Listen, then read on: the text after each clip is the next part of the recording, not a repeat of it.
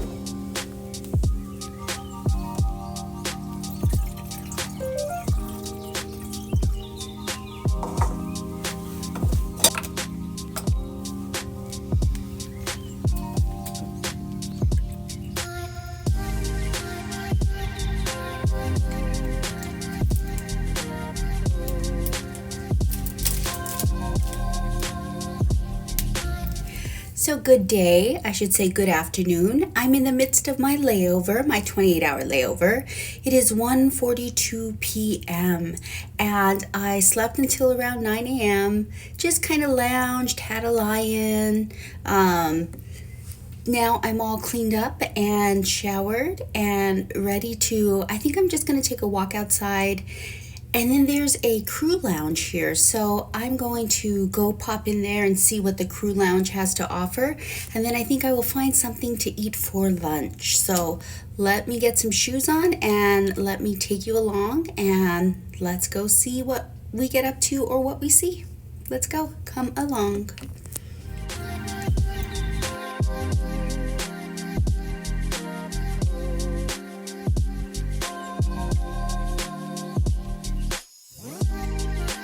I'm just gonna make my way outside the hotel. There's supposed to be some statues right out near the river called the Runner. I believe it's the Runner. I don't think it's the Runners, even though there's two statues, but I could be wrong. If I'm wrong and you know, let me know in the comments.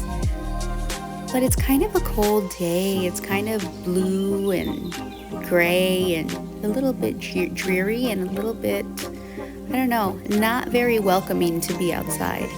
This middle section of this bridge here, it raised up and then it went back to like normal level. That's kind of neat. Maybe it's for boats to pass under, is my guess.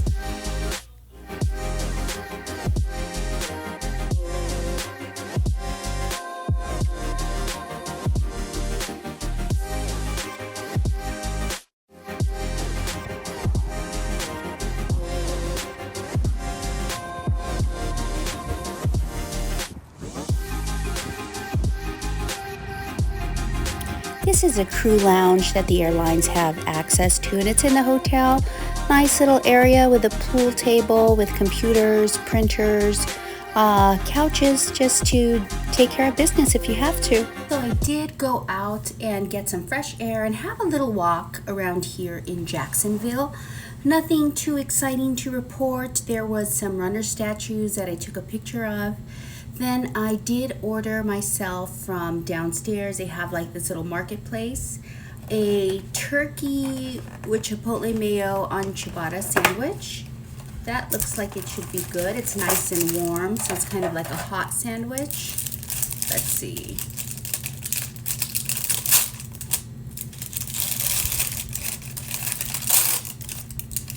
Oh, turkey bacon.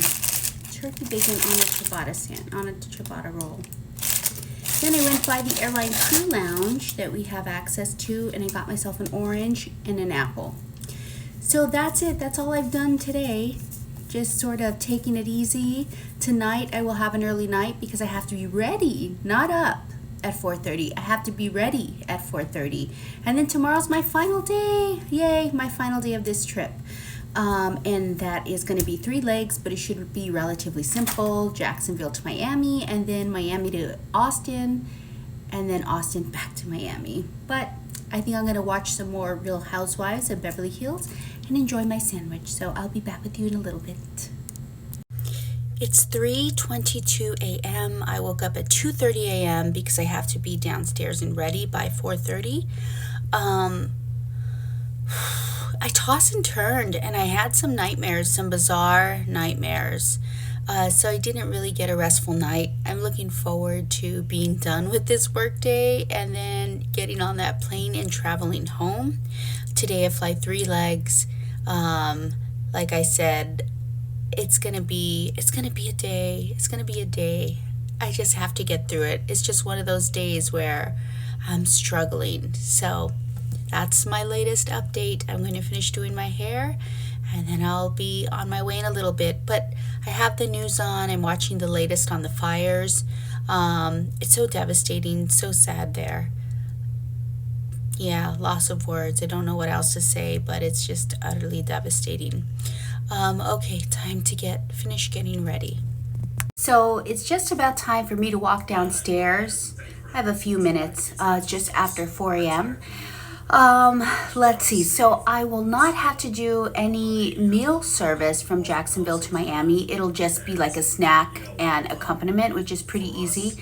But that's because the flight isn't very long. It's probably going to be around an hour. But then from Miami to Austin and then Austin back to Miami, I do have meals for my first class passengers. So one of the things that I will do is inventory how many of each meal option they give me. That way I can do my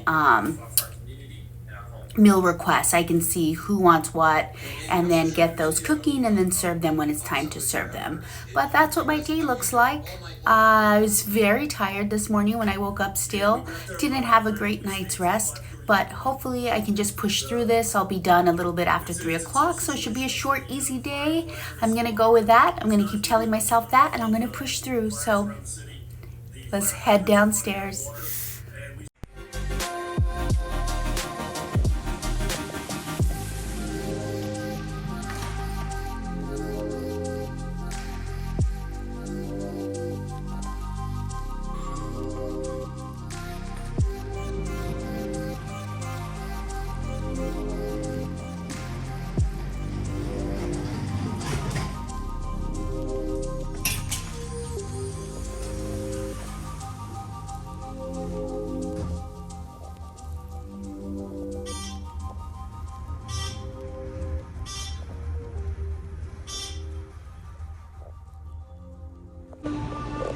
So empty and quiet at 4:15 a.m.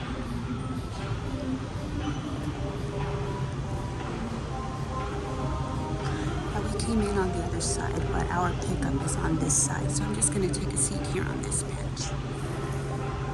And then when our crew limo comes, it should arrive here in these doors. This is what my small first class looks like. First leg flying Jacksonville to Miami before sunrise.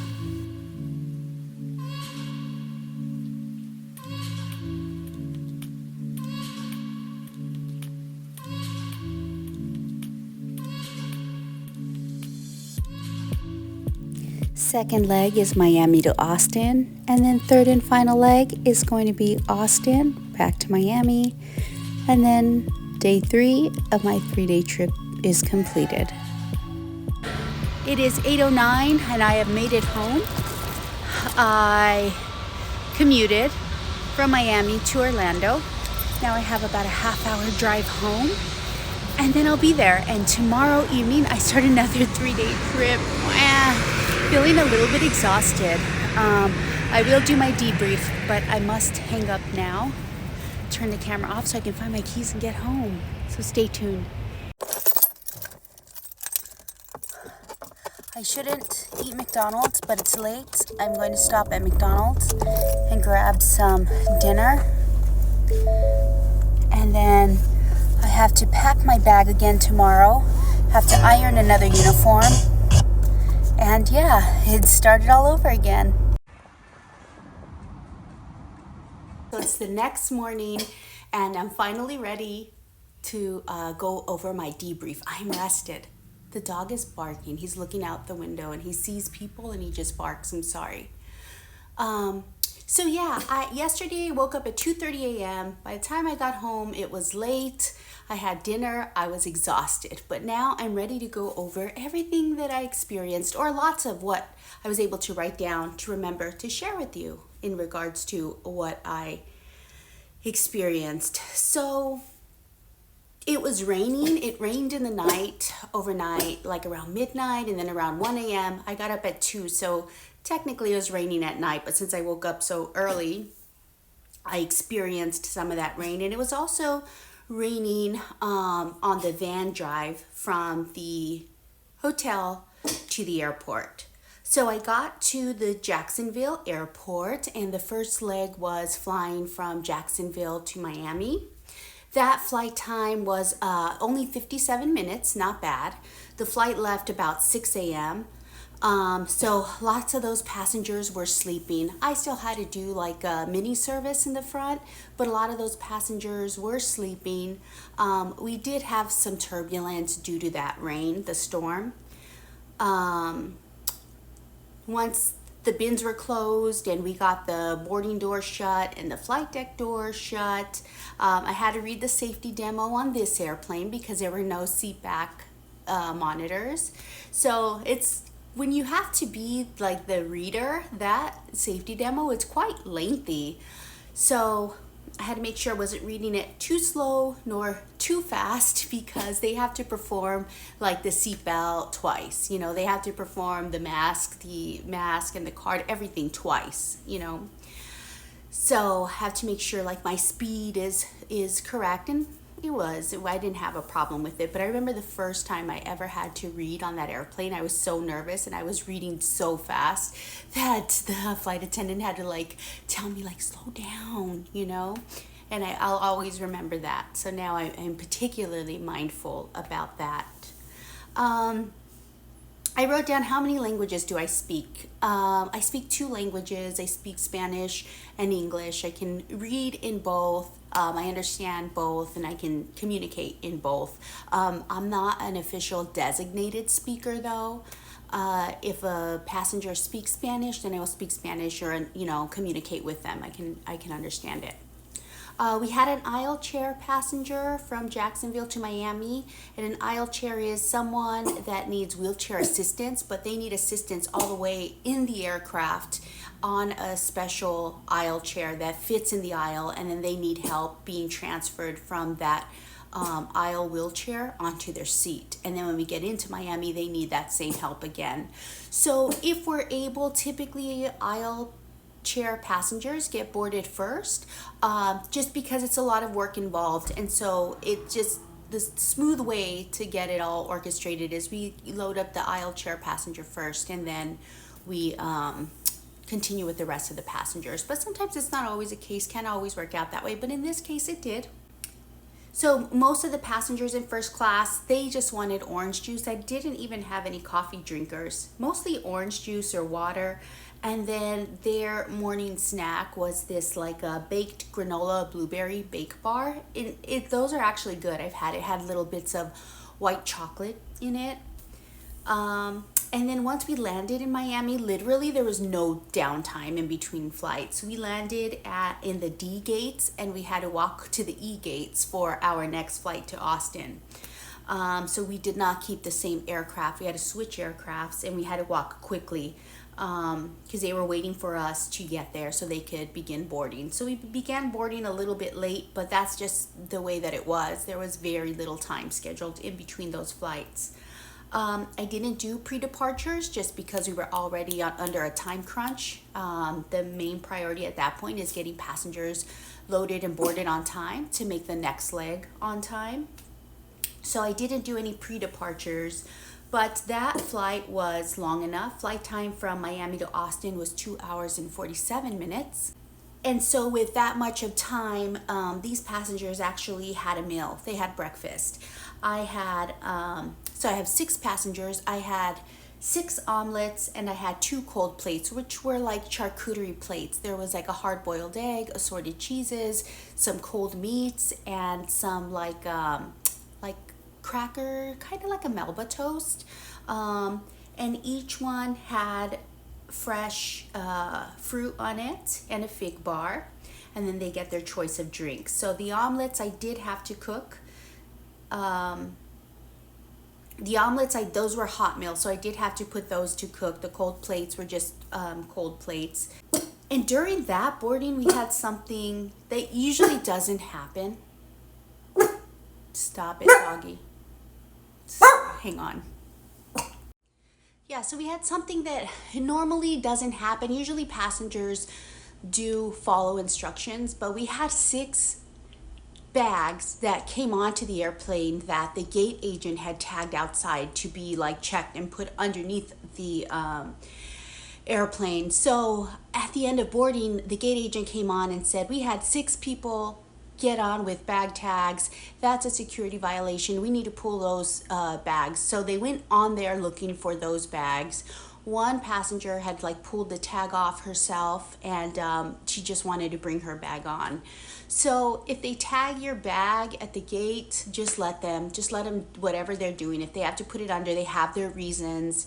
The gate agents outside, they have their reasons for checking stuff. Sometimes we have limited bin space, and on this aircraft the bins are very small, and we don't have enough room for all the carry-ons, because on this airplane you have to put them flat, so you can't the number of those roller boards is really limited on how many we can fit. And backpacks nowadays are very large. Those take up a lot of room too, because if it can't fit underneath the seat in front of you, then you have to put it above. Sometimes those backpacks are as big as the roller boards. So that delayed it a little bit. They were looking for those tags. Pre-orders, what I did was, before we took off, I was able to go through my first class to take orders and see if they wanted the omelet or the cold plate. Once I run out of the cold plates, then it would just be the omelet option, or vice versa. That's just the way it is. But you can always, if you're in first class, you can always pre-order your food. You can always do that. You can see what options they have available, and you can put your request in, and then I will be catered with that specific meal for you. So if you're ever particular about what you want to eat, do that. I read the safety demo, and then I put the food to cook before we took off.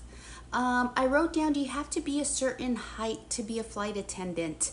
And someone just asked me that, and you have to, I would say no, you don't have to be a certain height, but when you are at your face-to-face interview, at some point, if you make it that far, they will have you do a reach test. They have you reach up into this bin, because you have to be able to reach all equipment on all of their aircraft, and you do have to sit in a jump seat and buckle yourself in and ensure that you can be safely secured in the jump seat. So those are the 2 things. So there is no height requirement, but you do have to be able to do those 2 things.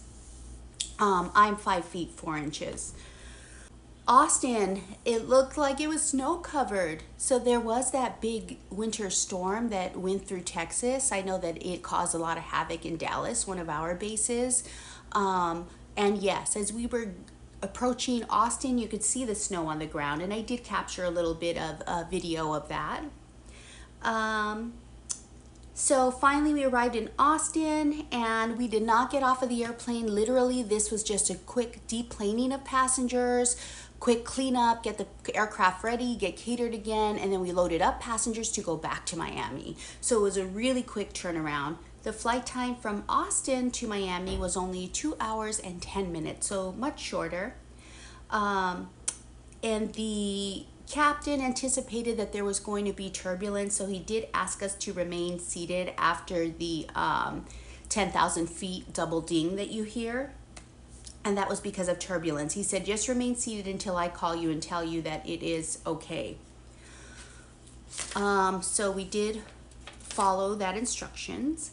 On this leg, I did have to serve the pilot's lunch. So after I got done serving my first class lunch, then I did serve the pilots their lunch.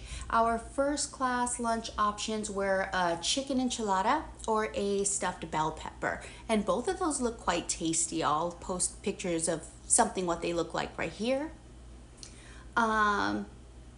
The pilot, I made him like 3 cups of coffee, and he was very particular about how he liked it. He wanted 1 Splenda, he wanted some cream, he wanted half a cup of ice and a stir stick, and he like would mix it himself. So I'd give him the cup of black coffee, and then I'd put all of his fixings together in 1 cup, and then I'd give him half a cup of ice, and he would make his little coffee special, how he wanted it. So I remembered how he wanted it. So every time he would ask for his coffee, I would get his little ingredients arranged, and then he would mix it all up. How I take orders. So there is a process. So when we take food orders in first class, if we are traveling eastbound or southbound, we take those orders front to back. If we are traveling westbound or northbound, we take those orders back to front. That way it kind of evens out the playing field. Maybe so we want to be able to give everyone kind of, you know, as equal chance to order first or last. What else? So that was it. Nothing too exciting other than that happened from Austin to Miami. Once I got back in, I had to wait until 6:50 p.m. I got in around 4 o'clock, but I missed the 4:25 flight. There's no way I could have caught that because the door shuts 15 minutes prior to departure. So I had to wait around for 6:50 departure commuter flight home. So I did catch that. I had a couple hours in between. I was feeling quite tired, so I did go to our quiet room and I did have a nap for about an hour. That's what I did, and then I watched a little bit of Netflix. And then today I have repacked for my trip. I ironed a new uniform and packed a spare uniform, and I booked my flight back to Miami. That I will have to fly this evening because this evening I start another 3-day trip. I am feeling tired. I don't like having back-to-back 3-day trips where you work 6 in a row. I guess the 6 days in a row. My silver lining though is that I got to sleep in my own bed at least for one night and shower in my own shower and repack. It's not like I had to go from one trip to the other. That little bit of downtime that I have at home, it is like a little blessing. It does recharge me. So I was able to do that. So that was my silver lining. And that's it. That's it for this trip. I will be starting another 3-day trip this evening, and I will video that. So stay tuned. And that's it. If you enjoyed this video, please give me a thumbs up. And to see my life as a flight attendant or something like that, if you have not yet subscribed, then please hit the subscribe button. All right, guys, until next time, thanks for watching this adventure. Bye-bye.